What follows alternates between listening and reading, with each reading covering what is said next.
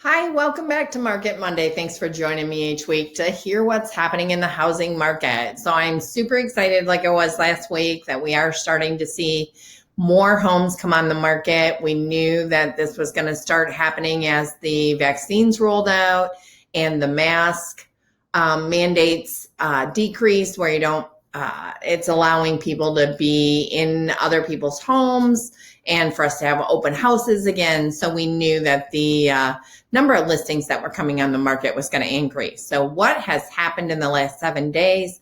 That's what this first slide always talks about. We had 102 sellers commit to putting their house on the market in the next 7 to 21 days.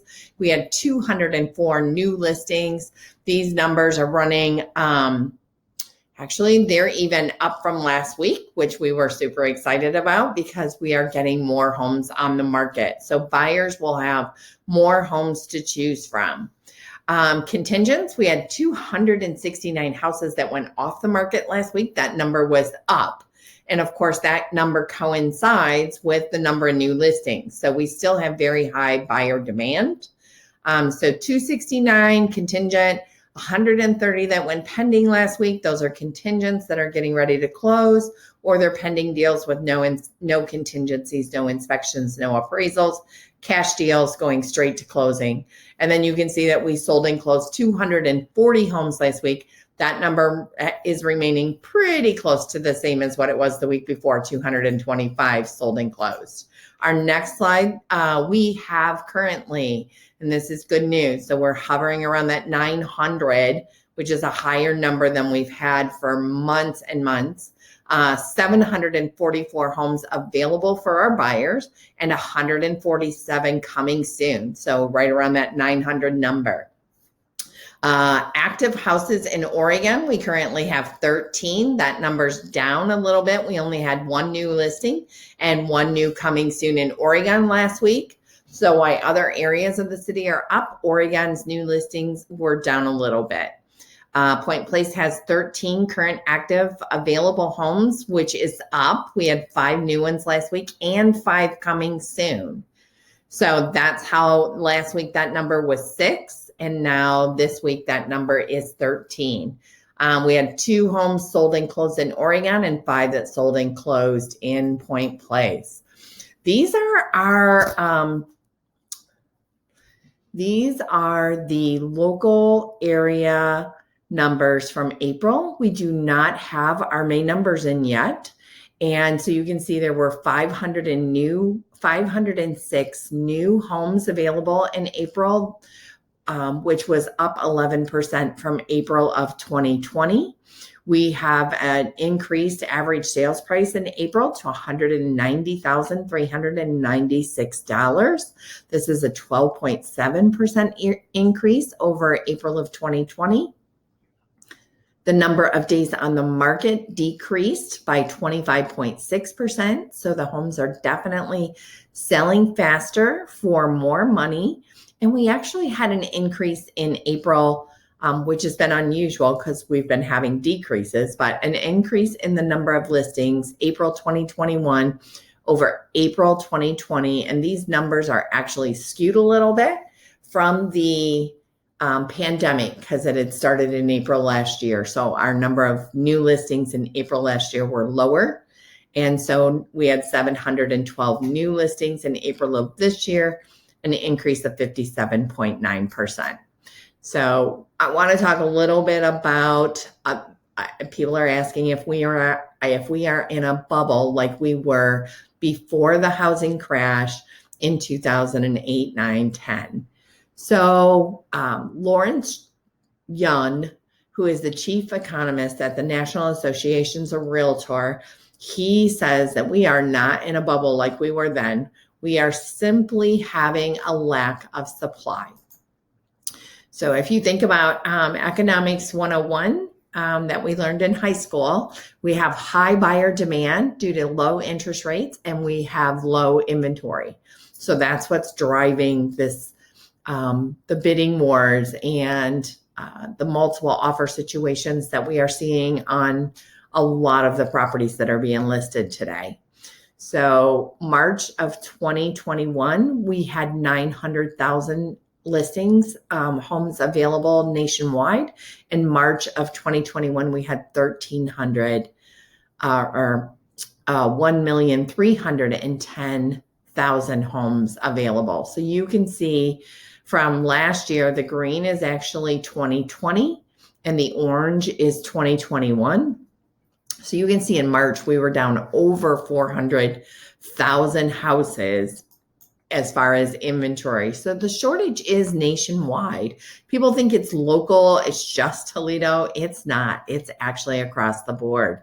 You can see here in March of this year, these are the averages actually for the number of months of inventory that we've had for the last 2 years. Normally we carry around 4 or 5 months of inventory. That's how long it would take us to sell all the houses on the market. In March of this year, we only had about 2.1 months of inventory to sell. And we've seen in Toledo, some areas even in the 1.5 months worth of inventory, total number of inventory.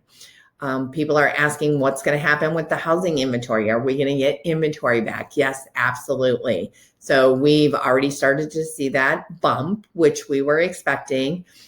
As I mentioned, with the pandemic and the mask restrictions being removed and the vaccines, we are projecting, the survey of economists is projecting that there is definitely going to be a growth again you can see here, the second half of 2021, and then the beginning of 2022, and then the second half of 2022 will actually still be up a little bit, but it's going to be not near as much improvement in inventory that we're going to see this fall and into spring of 2022. So home sales are forecasted to increase, which is already happening. You can see the yellow line. That's the 2020 total number of home sales, which was 6.5 million. We are projected to be somewhere between 6.9, which was a Fannie Mae projection, to 7.3 million this year in 2021. And we do anticipate that 2022 home sales are going to continue to be very strong. So buyer demand, we talked briefly about that. We still have high buyer demand, and it's basically due to these low interest rates. You can purchase a home today, a typical mortgage payment, 30-year fixed mortgage with a 20% down payment for about $826 a month. If you go back to or right about the pre-crash, the housing crash, that same typical mortgage payment would have cost about $1,309 per month. And then if you go all the way back to like January of 2000, when interest rates were a little bit higher also, you will see that that same typical mortgage payment would have been about $1,100.